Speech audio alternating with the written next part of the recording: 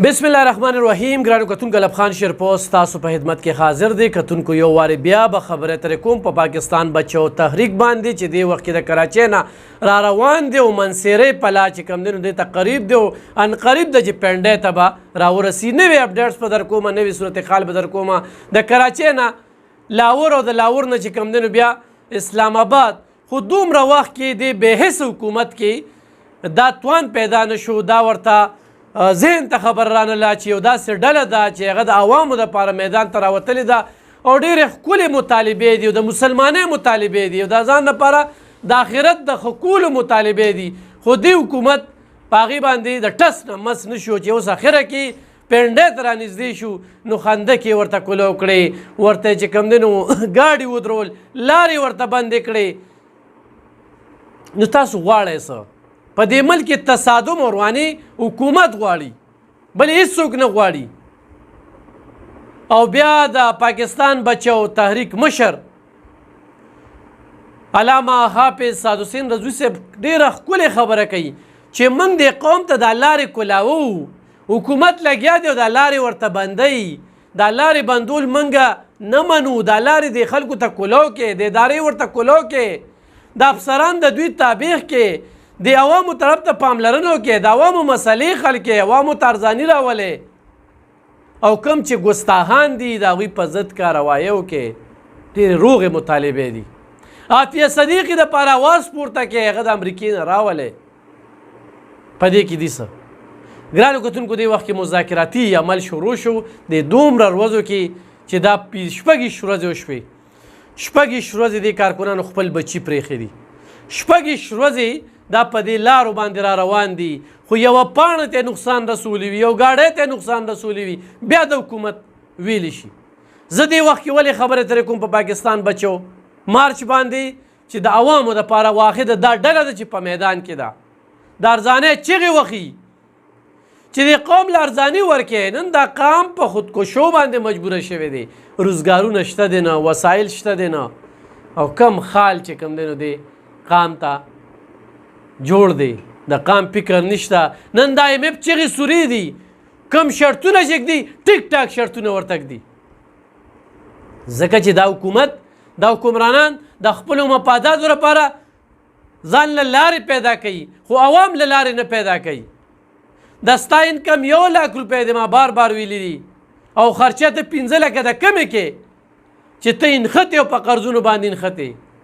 دا قام دا د ایم اف قرضه اوس ختمولی شي، دا ورسیز هم ختمولی شي، خو ستاسو د چرچو دپاره نه، ستاسو د پیدو دپاره نه چې تاسو کوم حال په دې ملک روان کړی دی. نو دې وخت کې د مجلس شورا مشر او د مذاکراتي کمیټې مشر ډاکټر محمد شفیق صاحب هغه دغه مذاکراتي عمل کې لګیا دي او وزیر داخله رانا ثناء الله هغه سره نور ملګري.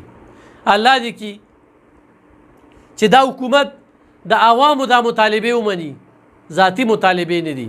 ګرانو کتونکو دې وخت کې په پاکستان کې اولنۍ ډله ده، خو د بدمرغۍ نه په سوشل میډیا او په ټي وي باندې کوریج نه ورکړی کېږي. موږ ولې کوریج ورکوو؟ د حق سره دې وخت کې ودرېږو، د حق ملګرتیا کوو چې دغه ډله چې خپل بچی یې پرېښي دي، مفادات هېڅ نشته، د حضور پاک صلی الله علیه وسلم په عشق کې راوتلې. خو د بدمرغۍ نه چې نن د اسلام خبره کېږي، په حقیقي معنو کې خبره کېږي، نو نن چغې په انډیا کې د هغوی خېجي، د هغوی نه چغې ویسته چې یو داسې ډله په پاکستان کې ده. نن امریکا چې کومه ده هغوی کره ماتم دی، خو پاکستان کې خوشحالي نه راځي چې یو داسې خلک چې را بیدار شوي دي او هغه په میدان باندې دي.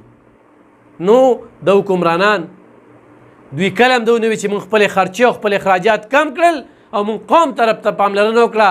موږ په دې پویو چې دا ملک چا قرضداري کړې دی، څوک یې قرضداري کوي، په دغه هر څه باندې پیو، خو په تاسو باندې پیو چې تاسو مخلصي نه ښایئ. موږ د هغې هم خلاف یو، موږ د دې هم خلاف یو، او موږ غواړو چې قوم ته سانتیاګانې راشي. نن قوم ته ولې سانتیاګانې نه راځي؟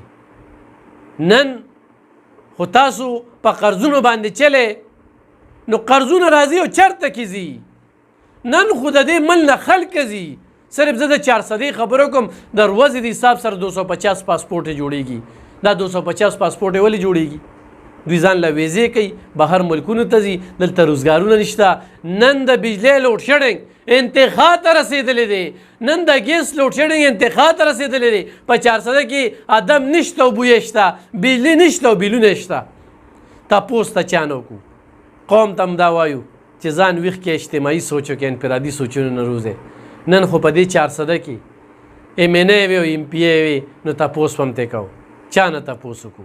داسې خلک، داسې نمونې چې هغوی د دې مل نه د کرکټ ټیم جوړ کړی دی او د کرکټ میچ دی چې نو بال به ورکې او بیا بار بار به موقع ورکې.